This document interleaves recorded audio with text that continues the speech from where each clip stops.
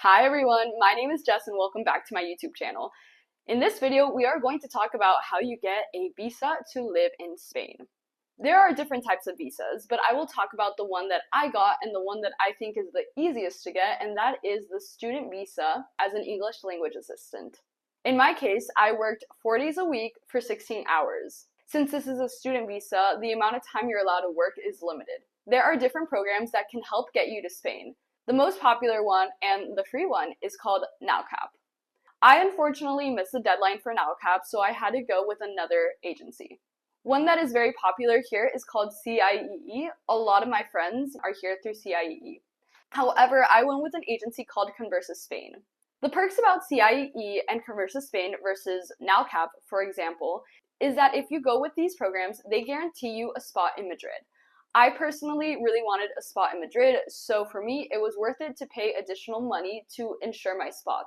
Nalcap applications usually go live in April, so make sure to check their website frequently at the beginning of April to see when the application goes live. Conversa Spain and CIEE also have their application period available during this time. Your first day of school will be October 1st. That's why applications start in April. So if you're seeing this video now, unfortunately, it is too late to apply for this cycle, but keep this video saved so you know what to do for next year. And I'm not just saying that because it's my video. I put a lot of effort into this, so you don't have to. I'm going to go through a detailed timeline of the whole process, from the moment I interviewed with Conversa Spain to the moment I picked up my visa at the LA Consulate. Every consulate is different, and it's important to be familiar with your consulate's requirements. In the description, I will place a link to the LA Consulate and all the requirements. I will say the LA Consulate was very difficult to work with. Every time I contacted them, they never responded back. It was super hard to get an appointment, and the whole time I just wished I was living in San Francisco where you could just mail in your documents. And I know when I was doing this process, there was very little information about how to deal with the LA Consulate. So I'm hoping this video helps some people who are right now waiting in the visa process or who want to start this process. I've been in Spain for about 2 years now, so my process started back in 2023. April 21st of 2023, I had an interview with Conversa Spain. This was just a couple days after I applied. My interview was at 1 in the morning because they are in Spain. So for Spain time, it was great. For me, not so much, but it was okay. A couple days later, on April 25th, I got my acceptance. After getting your acceptance, you have to say yes or no and provide a couple of documents, as well as a payment. For me, this was a little bit difficult because I didn't have enough funds at the moment to pay for the program. For Conversa Spain, it was $1,650 to secure a placement. So on May 22nd, I finally sent the deposit and officially confirmed my spot. I remember people telling me to start on the visa process as soon as possible because it is a lengthy process, and I cannot echo this enough. I started my process on June 5th, and honestly, I wish I would have started sooner. I had heard that one of the things that took the most time was getting your FBI background check, and the first thing you need to do in order to get that background check is to get your fingerprints done. When you're doing your fingerprinting, there are two options. The first one is to do it yourself and to send it by mail to West Virginia. I'll leave the address here. The other option, and the option I went with, is electronically scanning your fingerprints. I did this, I looked up online, digital fingerprint scan, and it gave me options of different post offices that do this. Doing this was $50, which sounds like a lot, but to me it was worth it because I got my results of my background check that same day, instead of having to mail it and wait for them to mail you back your response. Now that you have your background check, you are not done. You need to get it apostilled. To have a document apostilled is very important when you are submitting documents from one country to a different country. Let's go over the requirements to get an apostilled background check. The first thing you need is your background check. I got mine online and I just printed it out. The next thing you need is a form called a DS-4194. This form is a request for an authentication service. And when it asks for your document type, you want to put Identity History Summary. And the price is $20. There are different ways to send this money, but they don't accept card or cash. I went with the money order option. Make sure it's payable to the US Department of State. You are also going to need 2 envelopes, one that is bigger than the other one. The one going there is addressed to them, and the one coming back is addressed to you, and the one coming back should be inside. So again, to request your apostilled background check, you need 4 things: your background check, your money order, the form, and the envelopes. When you're purchasing the envelopes, you also have the option to buy expedite shipping and a tracking number.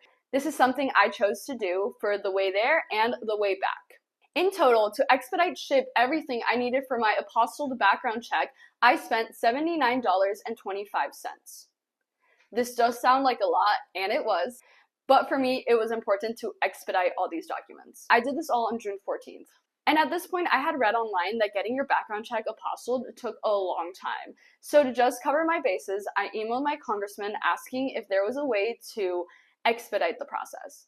I had read online that multiple people had done this and that they found success, so I thought, let me give it a try. So on June 28th, I reached out to my congressman. One of the requirements for this visa is a signed document by a doctor stating that you are in good health. That same day, this is what I went to get. On the consulate website is a PDF link to get this document. They have a bilingual form. Make sure to download the bilingual form so you don't have to get it translated. This is what it looks like. By far, the hardest thing of this whole process was getting that physical appointment. Since early June, I had been looking every day at every hour for an appointment. And that's not an exaggeration. I bet you it's easier to get Coachella tickets than to get a visa appointment at the LA consulate. I seriously can't emphasize how much I tried to get an appointment. I was to the point where I thought I'm never going to get to Spain, and it simply is because I couldn't get an appointment at this consulate. But by an American miracle, on the 4th of July, I was able to get an appointment with the LA consulate for my visa. I was so happy. I really think it's because I was probably the only person who was not celebrating the 4th of July and instead on the consulate website trying to get an appointment. By the time I had entered my information, there was only one appointment left, and somehow I was able to get it, and it was for the earliest time slot possible. But that didn't matter to me. I was just excited to get an appointment. So on the 4th of July, I was able to get my appointment, but my appointment was for August 3rd, so a month later. The next day, on July 5th, I received my health insurance welcome package.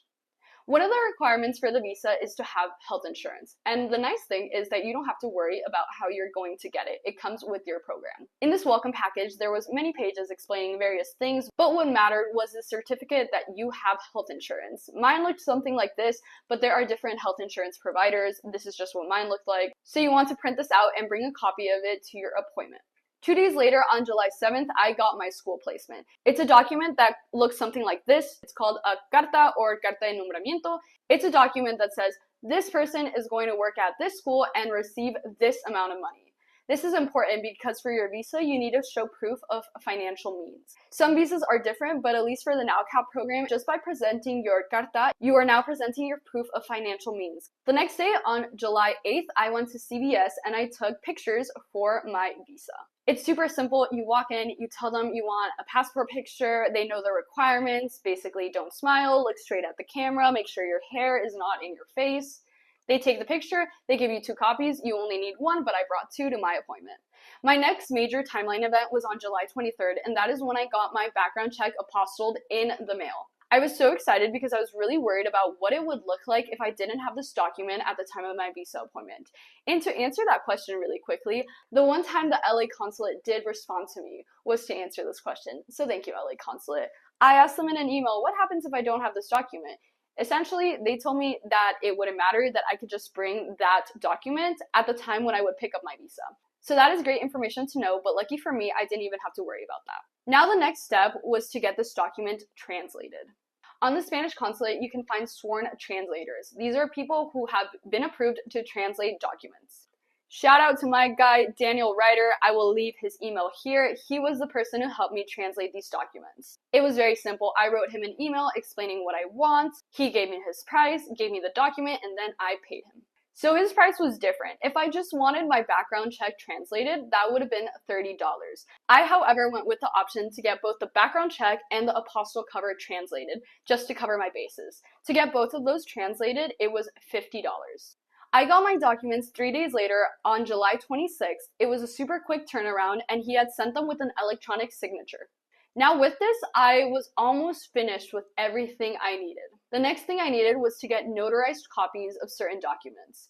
Let me explain how a notary works in California because it's a little bit different. In California, notaries cannot directly certify copies, so this is what they do instead. You make the photocopies, you bring them, and you prepare a signed document stating that the copies are true and accurate. What the notary does then is notarize your signature, not the document itself. This is an example of what the signed statement looks like. I did this one day before my appointment. I did this on August 2nd. The only reason why I left this to the last minute was because one of our family friends actually worked at a notary, so I was able to schedule this with her one day before and I knew it would get done. For your visa, you need notarized copies of your passport and your ID. I also did it for my doctor's certificate because he did sign with ink, and when I provided copies to the consulate, I wanted to make sure that they knew that these were real copies just to avoid any types of problems. But I don't believe you need to do that. But I chose to do that just to be sure. In fact, I think I notarized every copy of anything that wasn't something I could print out. What needs to be notarized is when you make a copy of an original document, like in the example of the passport. And finally, on August 3rd was the day I got to pick up my visa at the LA Consulate. Here's the address to the LA Consulate, and let's review what you need to bring on this very important day.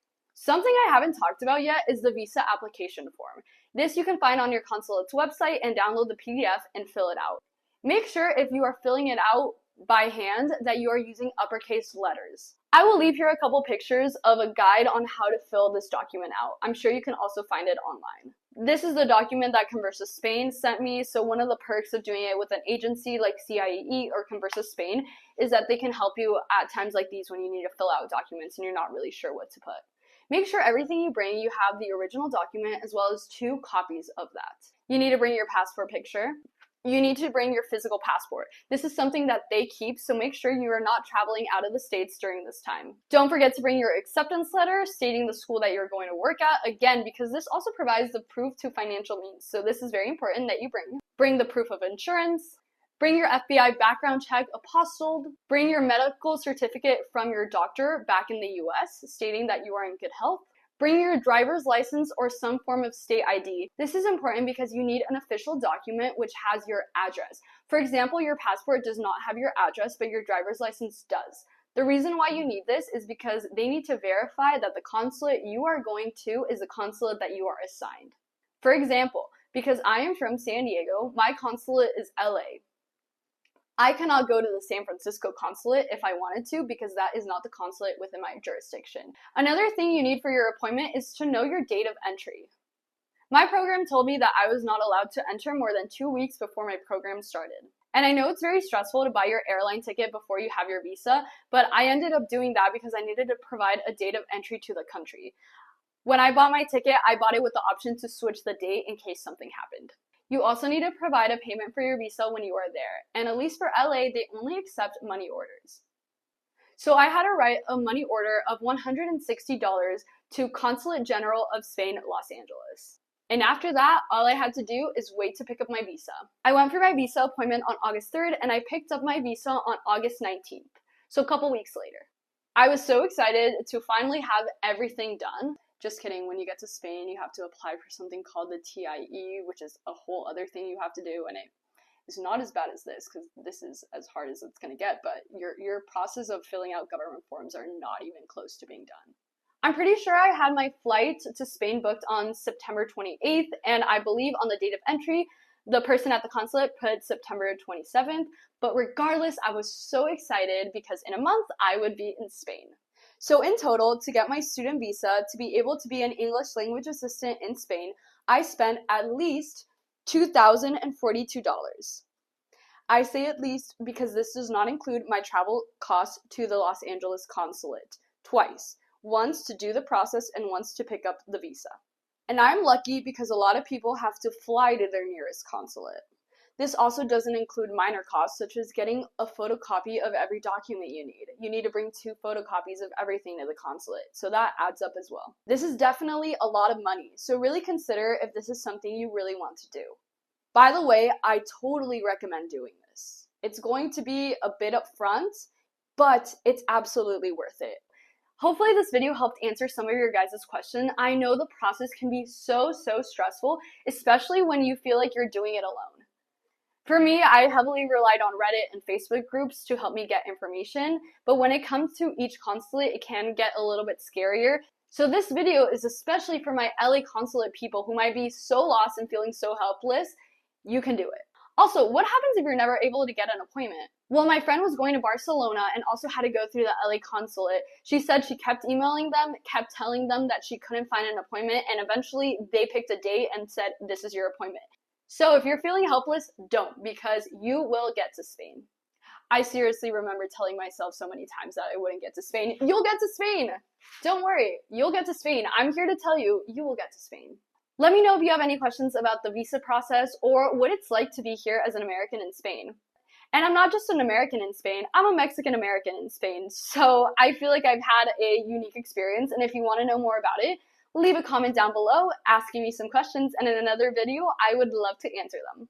Also, for my Mexican Americans, if you want a video explaining how you get your Mexican passport in dual citizenship, let me know. If you like this video, make sure to give me a big thumbs up and subscribe to my channel. It really helps me out a lot. But with that, guys, I'll see you next time with another YouTube video. Bye!